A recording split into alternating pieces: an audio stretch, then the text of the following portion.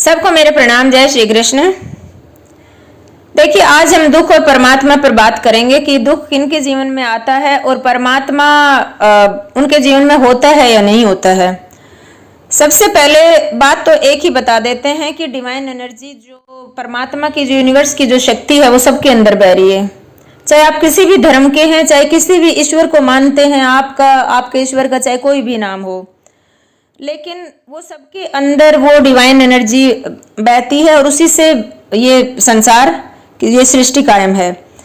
तो देखो, आप परमात्मा को नहीं चुनते, परमात्मा आपको चुनता है, ईश्वर आपको चुनता है, चाहे उसका नाम कुछ भी हो, आपके परमात्मा का नाम चाहे कुछ भी हो।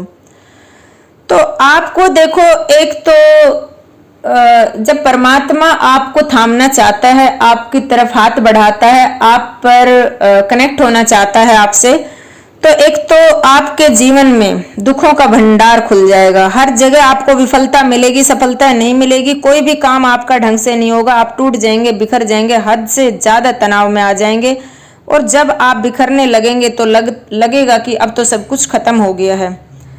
और हर रिश्ता आपको तोड़कर जाएगा, चाहे कितना भी प्यारा रिश्ता हो। आपने हर किसी के साथ रिश्ता निभाने की सोची होगी, लेकिन हर रिश्ता आपसे हाथ छुड़ाकर भागेगा, आपको तोड़कर जाएगा। और फिर आपके अंदर रीजन, आप अपने अंदर रीजन ढूंढने शुरू कर देंगे कि ऐसा क्यों, अब तो हद हो गई, हद हो गई, मेरे साथ ही ऐसा क्यों हुआ।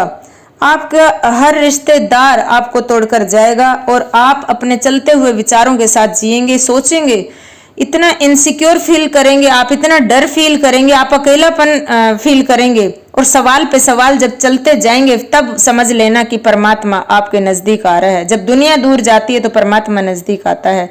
आप अपने आप से जुड़ने लगेंगे और आप धीरे धीरे धीरे धीरे आप अपने अंदर के अकेलेपन से जब जुड़ने लगेंगे, वो अकेलापन ही समझ लेना कि बहुत बड़ी अवेकनिंग करने वाला है।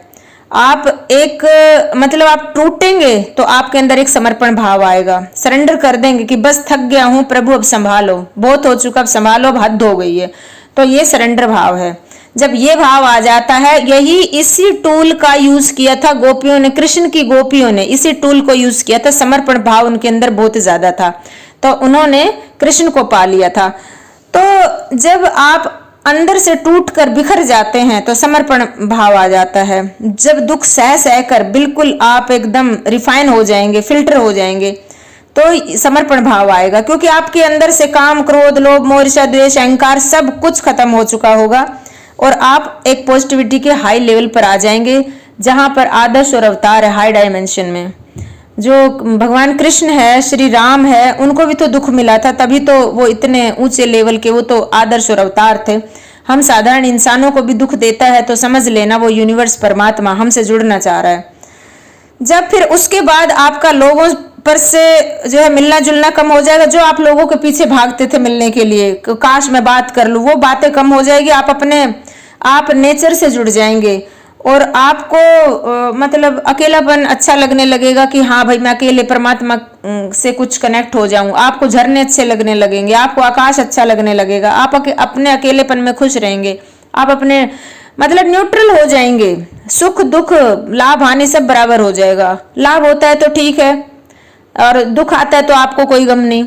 आप आनंद में जीने लगेंगे, एक अलामस्त हो जाएंगे, आप झूमेंगे, नाचेंगे, गाएंगे और लोग आपको पागल या बावरा कहेंगे कि इसमें क्या आ गया, इसको कोई चिंता नहीं, फिक्र नहीं, अपने घर की या किसी के बारे में कोई नहीं, किस टाइप का हो गया। जैसे बुल्ले शाह हो गए थे, जैसे मीराबाई हो गई थी, इस टाइप के हो जाते हैं, क्योंकि उसके अंदर से सारा कुछ यूनिवर्स तोड़ कर निकालता है। वो पहले तोड़ता है फिर जोड़ता है, लेकिन एक झटका फिर लास्ट में फिर लगेगा, जब आपका जो बिलीफ सिस्टम है वो हिल कर रह जाएगा। आपकी आत्मा हिल जाएगी कि सच में भगवान है भी या नहीं है। एक बार फिर तोड़ेगा वो, फिर दुख भेजेगा और आप हिल कर रह जाएंगे। अगर यहाँ पर हिल कर रह गए तो फिर आपकी अवेकनिंग होते होते आपके जो अंदर शक्तियां जागृत होने वाली थी वो रुक जाएंगी। लेकिन अगर आप उसको भी झेल जाएंगे, उस लास्ट वाले दुख को भी, उस लास्ट वाली उम्मीद को भी झेल जाएंगे, क्योंकि बिलीफ सिस्टम को बनाकर रखना पड़ेगा, यूनिवर्स का मामला है। और यूनिवर्स के सॉफ्टवेयर को कोई हैक नहीं कर सकता। वो सब कुछ देख रहा है ऊपर से, वो बैठा देख रहा है, वो हर चीज को नोट करता है। आपकी फीलिंग्स, वो फीलिंग बेस्ड है, वो इमोशन बेस्ड है, आपकी हर फीलिंग से जुड़ा हुआ है। आपके अंदर 24 घंटे क्या चलता है वो जुड़ा हुआ है, वो हर चीज को फील करता है। उसकी ये समझ लो वो इमोशंस पर ही टिका हुआ है।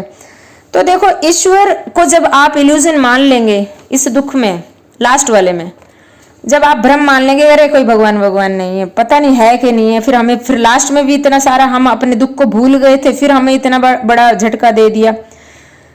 तो फिर यहाँ पर है कि फिर से जो है आपसे दूर होने का विचार है। तो रीचेक करते हैं ना यूनिवर्स, ईश्वर परमात्मा।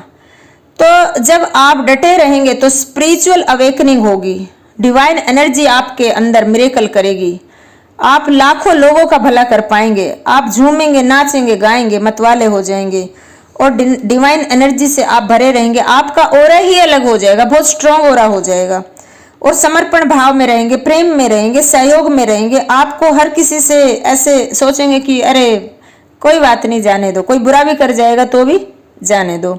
मतलब आप बिल्कुल एकदम सम हो जाएंगे, कुछ फर्क नहीं पड़ना है, जाने दो, क्योंकि आप परमात्मा से जुड़ चुके हैं। आपको तो बस उसकी लगन लग गई है कि मेरे परमात्मा और मैं रहूं। तो यहाँ पर आकर इतनी अवेकनिंग हो जाती है कि आप लाखों आत्माओं की भी अवेकनिंग करने की फिर सोचते हैं। आपका पॉजिटिविटी का लेवल इतना हाई हो जाएगा, करुणा का लेवल बहुत हाई हो जाएगा, प्रेम का लेवल बहुत हाई हो जाएगा। प्रेम कोई पर्टिकुलर पर्सन से नहीं, मतलब love for all human being, मतलब पूरी इंसानियत के साथ आपका जुड़ाव हो जाएगा। और जब इस तरह की बातें आपके अंदर जुड़ जाएंगी तो समझ लेना कि वो परमात्मा आपको चुनना चाह रहा था इस संसार के कल्याण के लिए, भले के लिए, धर्म की रक्षा के लिए। तो जब पहले वो तोड़ता है फिर जोड़ता है, और परमात्मा किसी उद्देश्य के लिए, तब समझ लेना कि मैं किसी बड़े उद्देश्य के लिए परमात्मा ने मुझे चुना है।